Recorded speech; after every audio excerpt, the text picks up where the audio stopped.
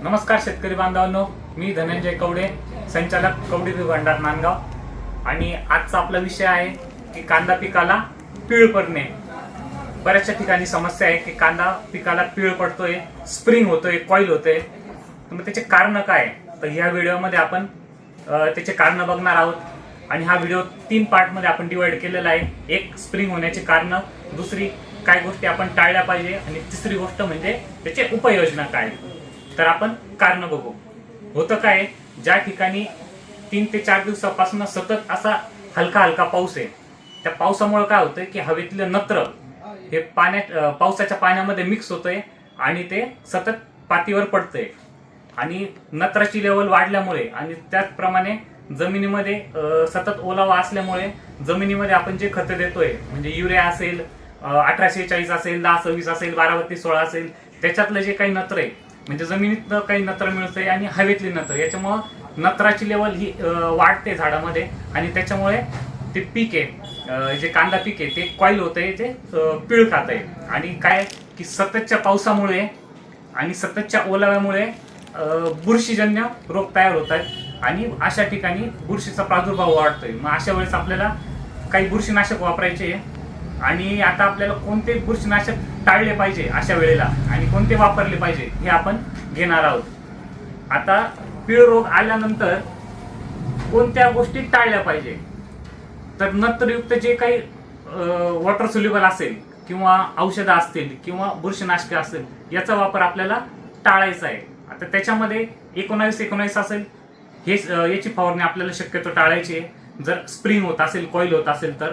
त्याच्यानंतर 25-10-10 म्हणून एक ग्रेड येते, ती शक्यतो आपल्याला टाळायची आहे। त्याच पद्धतीने कीटकनाशकांचा जर विचार केला आपण, तर त्यामध्ये कराटे असेल किंवा प्रोपेक्स सुपर असेल, याच्यामध्ये पण थोडंसं नत्राचं प्रमाण असतं, त्यामुळे नाळ लांबण्याची शक्यता असते। त्याच्यामुळं हे कीटकनाशक आपल्याला शक्यतो टाळायचे आहे।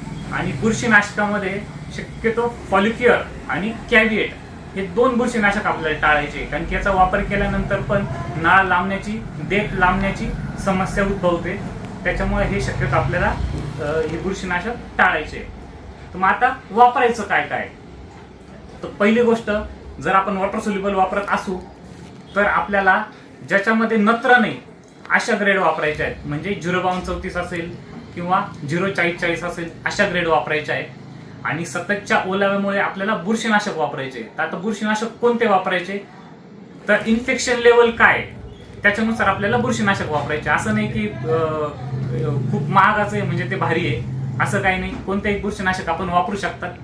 तर बुरशीनाशकमध्ये शक्यतो जे कॉम्बिनेशन वाले आहेत, म्हणजे शक्यतो ॲमिस्टारटॉप असेल, ज्याच्यामध्ये आयझोझोस्ट्रोबिन आणि डायफोनेकोनाझोल असे 2 घटक येतात, किंवा टिल्ट असेल, टिल्टमध्ये प्रोपिकोनाझोल आणि त्याच्या कॉम्बिनेशनला आपण हे घेऊ शकतो, कुमानेल घेऊ शकतो, ज्याच्यात झायरम येतं। हे दोघांचं कॉम्बिनेशन करून आपण यूज करू शकतो। समजा ते जरी अवेलेबल नाही झालं तर कस्टोडिया सारखं आहे, ज्याच्यात आयझोझोस्ट्रोबिन आणि टेबिकोनाझोल येतं, असं वापरू शकतो। किंवा आपल्याकडे वेस्पा म्हणून येतं, वेस्पा वापरू शकतो। जे आपल्याकडे आपल्या भागात अवेलेबल असेल ते आपण यूज करू शकतो। पण चांगल्यातलं बुरशीनाशक कोणतं, तर ज्याचं कॉम्बिनेशन हे स्ट्रॉंग आहे, हे असं आपण वापरू शकतो। तर आपल्याला शक्यतो हे जे काही बुरशीनाशक ठेवलेले हे जर अवेलेबल झाले आपल्या भागात, तर आपल्या याचा वापर करा। किंवा एक आहे कृषी रसायनचं की शिल्ड म्हणून, हे पण एक अतिशय चांगलं नवीन बुरशीनाशक आलेले मार्केटमध्ये, त्याचा अतिशय सुंदर असा रिझल्ट आहे, ज्याच्यामध्ये मॅन्कोझेब आणि थायफेनेटमिथाइल हे 2 घटक येतात आणि अतिशय सुंदर असा रिझल्ट आहे। असं तुम्हाला ही माहिती आवडलीच असेल तर आपल्या चॅनलला लाईक करा, शेअर करा, सबस्क्राईब करा। धन्यवाद।